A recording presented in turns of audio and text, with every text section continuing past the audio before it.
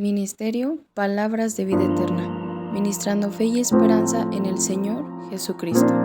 Comentarios, reflexiones y exhortaciones referentes al libro de Ezequiel por Héctor Hernández en la iglesia en Salamanca, Guanajuato. El libro de Ezequiel, capítulo 37. El valle de los huesos secos. Ezequiel es llevado por la mano del Señor y lo pone en un valle lleno de huesos. El valle es lo opuesto a la expresión montaña muy alta. El valle es un lugar de humillación. Allí ve un enorme campo de destrucción cubierto de huesos secos y desmembrados. Dios le pregunta, ¿vivirán estos huesos? Aunque para nosotros o para Ezequiel la respuesta obvia parece ser un no. Sin embargo, el profeta responde cautelosamente, sin pretender ser capaz de conocer los propósitos del Señor, pues sabe que Dios tiene el poder para hacer lo que quiera. Dios le manda a profetizar. Al igual que en Génesis, va a dar vida por medio de su palabra. Ezequiel proclamará sobre ellos un mandato del Señor. Después le ordena profetizar al Espíritu. Esto es, apelar al aliento vital que hace que una persona sea un ser viviente. El instrumento será Ezequiel. Esto es sin duda una figura de la gran comisión que vendría para llevar el Evangelio. Pero en su sentido literal, el capítulo solamente se refiere a la resurrección política y espiritual de Israel, pues Dios mismo aclara en el verso 11 que los huesos son toda la casa de Israel. Así estaban los judíos en Babilonia y en otras naciones, como muertos y secos, sin formar un pueblo, esclavos de sus opresores y separados unos de otros, sin esperanza humana de que volviesen jamás a unirse, y menos aún de formar un cuerpo político y espiritualmente vivo. Dice el versículo 8, y miré que había tendones sobre ellos, creció la carne y la piel los cubrió, pero no había espíritu en ellos. Es evidente que la referencia a la ausencia de aliento en los cuerpos indica que aun cuando Israel haya regresado al país en los últimos días, estará sin convertir. El mensaje general de las escrituras proféticas apunta en esta dirección. Un ejemplo es Zacarías 13:8 y 9. De no ser así, es difícil entender cómo podrá hacerse un pacto a escala nacional con un impío tal como el príncipe romano de los tiempos del fin, como afirma el libro de Daniel, capítulo 9, versículo 27. Después de que el espíritu viene a los cuerpos, ellos se paran en sus pies como un ejército poderoso listo para servir. Aunque la visión empezó con huesos expuestos no enterrados, después se amplía a apertura de las tumbas. Los exiliados mismos se sienten muertos y enterrados.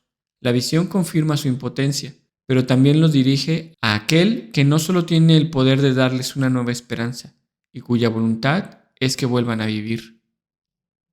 La restauración de Israel será el propio testimonio de Dios de su poder y gobierno. En el verso 15 al 28, Dios le pide a Ezequiel realizar otro acto señal. Debía tomar 2 varas, una que llevara el nombre del reino del sur, Judá, y otra que llevara el reino del norte, Efraín. Estas serán sostenidas extremo con la mano del profeta para que parezcan estar unidas. El profeta da la interpretación simbólica. Los 2 hijos de José fueron Efraín y Manasés. Estas 2 tribus eran parte del reino del norte, tanto que el reino del norte, Israel, algunas veces es llamado simplemente Efraín. Efraín cayó bajo los asirios casi un siglo y medio antes del exilio de Judá, y los israelitas fueron dispersados entre otras naciones y se asimilaron a ellas. Este pasaje mira hacia una restauración de ambos reinos como en la época de David o de Salomón. El punto principal no es que Israel y Judá se reúnan, sino que esto es algo que Dios hará por medio de su siervo David, un futuro rey que es Jesús, que reinará sobre el renovado pueblo de Dios para siempre.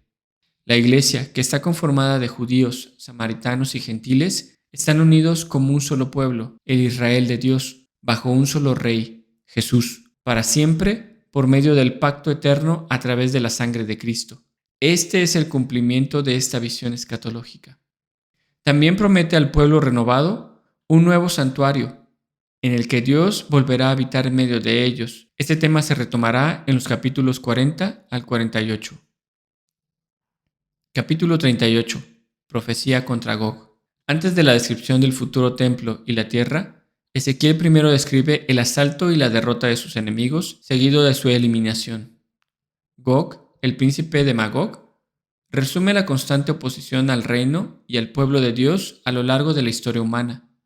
La identidad de Gog es incierta, pues el personaje bíblico trasciende las categorías históricas normales y adquiere proporciones semejantes a Satanás. Magog es la tierra gobernada por Gog, también desconocida en toda la lista geográfica existente o citas en la literatura antigua, y podría significar solamente tierra de Gog.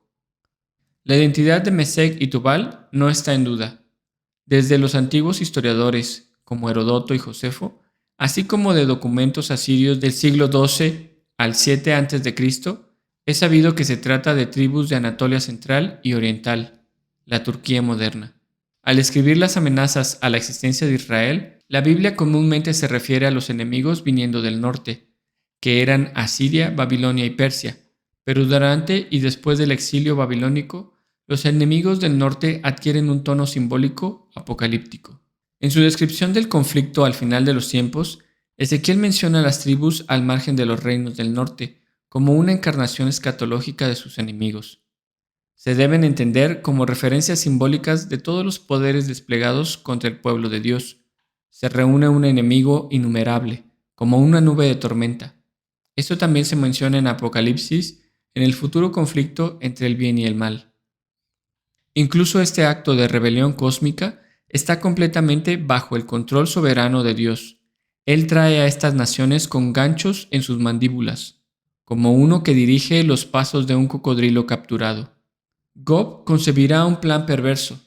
Viene con el propósito de destruir a Israel, pero Dios tiene otro propósito para él. Él no es ningún enemigo terrenal como lo fue Nabucodonosor, que sirve como un instrumento de la ira divina contra Israel. Gog es traído para ser destruido. Dios será el defensor de Israel.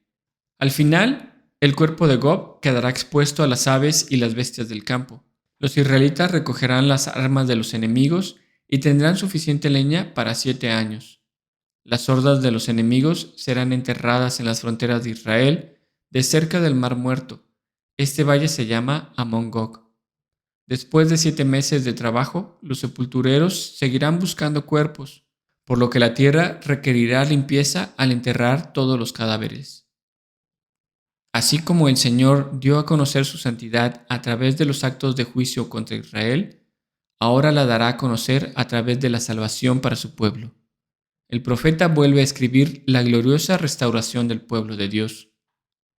En estos capítulos estamos entrando al terreno de lo escatológico, donde Dios promete a la nación de Israel que volverán a ser un pueblo, una nación, volverán a su tierra, y aunque a su regreso aún habrá hostilidad por parte del mundo y su gobernante, esta vez será diferente, pues Dios no usará esta vez ningún pueblo para castigarlos, sino que ahora los pueblos del mundo que se opongan a Él serán destruidos.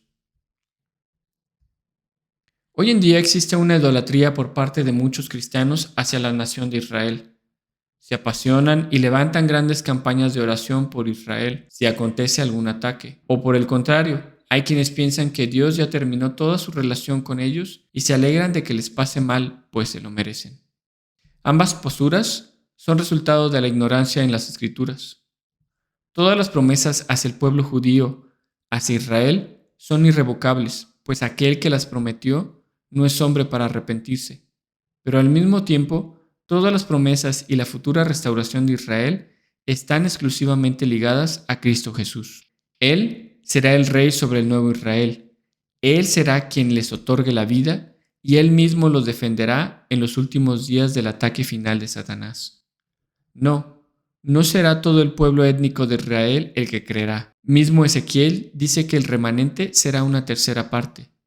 No tiene que ver con que la nación de Israel actual construya un nuevo templo para que llegue el fin de los tiempos. Ya estamos en el fin de los tiempos desde que Cristo vino a este mundo.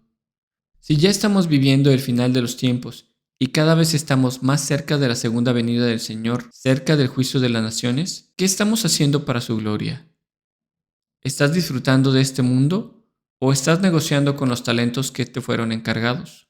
Jesús preguntó en Lucas 18:8, No obstante, cuando el Hijo del Hombre venga, ¿hallará fe en la tierra? Muchos pierden el propósito real de las advertencias proféticas. Se envuelven en asuntos de tiempos, nombres de naciones, en la situación política actual, perdiendo el punto del mensaje. La fe es la obediencia a su palabra. ¿Estamos obedeciendo su palabra como evidencia de nuestra salvación? Si no es así, necesitamos arrepentimiento. Aún hay tiempo. Este es el verdadero propósito del mensaje. Esperamos que este video haya sido de edificación y si te fue de bendición, compártelo. Palabras de vida eterna, ministrando fe y esperanza en el Señor Jesucristo.